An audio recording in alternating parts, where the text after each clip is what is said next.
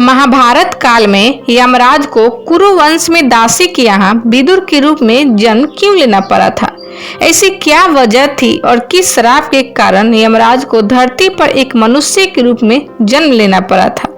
तो आइए दोस्तों जानते हैं। हेलो दोस्तों, कैसे हैं आप लोग? उम्मीद करती हूँ आप लोग बहुत अच्छे होंगे। दोस्तों, अभी तक हमारे YouTube चैनल को सब्सक्राइब नहीं किए हैं तो चैनल को सब्सक्राइब कर ले और कमेंट्स में जय श्री कृष्णा जरूर लिखें। तो चलिए दोस्तों, वीडियो को स्टार्ट करते हैं। महाभारत काल में कई लोगों को किसी न किसी श्राप के कारण जन्म लेना पड़ा। इसे यमराज भी अछूते नहीं रहे। महाभारत काल में एक श्राप के कारण खुद यमराज को एक विदुर के रूप में जन्म लेना पड़ा था। अब आप सोच रहे होंगे कि विदुर कौन है?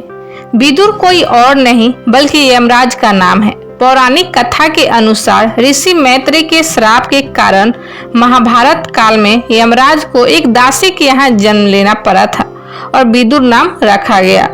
ऋषि मैत्रेय ने की दूर की शंका। पौराणिक कथा के अनुसार ऋषि मैत्रेय ने विदुर की शंका का समाधान करते हुए कहा कि विदुर, तुम वास्तव में यमराज हो। मांडे ऋषि के श्राप के कारण तुम्हें मनुष्य योनि में दासी पुत्र के रूप में जन्म लेना पड़ा। विदुर ने जब इस श्राप का कारण पूछा तो ऋषि ने कहा कि एक बार कुछ चोर एक राजा के राजकोष से धन चुरा कर भाग रहे थे। तब सिपाही चोरों की खोज चारों दिशाओं में कर रहे थे। उस वन में मांडवी ऋषि का आश्रम था। घबराहट में चोरों ने चोरी किया हुआ सारा धन उसे आश्रम में छिपा दिया और वहां से भाग गए। जब राजा के सैनिक चोरों का पीछा करते हुए मांडवी ऋषि के आश्रम पहुंचे तो काफी खोजबीन करने पर चोरी किया हुआ धन उस आश्रम में मिल गया। सैनिकों ने ऋषि को ही चोर समझा। वे उन्हें पकड़कर राजा के पास लेकर गए। राजा सैनिकों से सारी बात जानने के बाद ऋषि को फांसी की सजा सुना दी। फांसी देने के बाद भी नहीं निकले प्राण। जब ऋषि को फांसी दी जा रही थी तो वहीं पर ऋषि मंत्र जाप करने लगे। राजा के कर्मचारियों ने उन्हें फांसी पर लटका दिया, लेकिन आश्चर्य, ऋषि के प्राण नहीं निकले। जब काफी देर हो गए तो सैनिकों को भी आश्चर्य हुआ कि फांसी पर लटकाने के बाद भी ऋषि के प्राण क्यों नहीं निकल रहे हैं।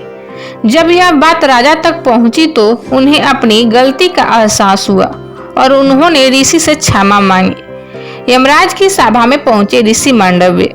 ऋषि ने राजा से कहा कि राजन, मैं तुम्हें तो क्षमा कर दूंगा, लेकिन यमराज को क्षमा नहीं करूंगा कि निरपराध होते हुए भी मुझे मृत्यु दंड दिया गया। इसके लिए मैं यमराज को अवश्य दंड दूंगा। इधर ऋषि अपने तपोबल से यमराज की सभा में पहुंच गए। उन्होंने यमराज से पूछा कि जब मैंने कोई अपराध ही नहीं किया तो मुझे मृत्यु दंड क्यों भोगना पड़ा? क्रोध से आए मांडवी ऋषि को देखकर यमराज भी डर गए। उन्हें लगा कि ऋषि कहीं क्रोध में आकर श्राप न दे दे। मांडवी ऋषि ने यमराज को दिया था श्राप। इस पर यमराज ने ऋषि से कहा कि आपने बचपन में एक तितली को कांटा चुभाया था, उसी पाप के कारण आपको यह दंड मिला है। इस पर मांडवी ऋषि ने कहा कि शास्त्रों के अनुसार यदि कोई मनुष्य अज्ञातवश पाप करता है तो उसे स्वप्न में दंड दिया जाना चाहिए। तुमने मुझे शस्त्र विरोध दंड दिया है, इसलिए मैं तुम्हें श्राप देता हूँ कि तुम मनुष्य योनि में दासी पुत्र के रूप में जन्म लोगे। मैत्रेय ऋषि ने अपनी बात पूरी करते हुए विदुर से कहा कि बस यमराज, तुम उसी श्राप के कारण कुरु वंश में दासी पुत्र विदुर के रूप में जन्मे हो।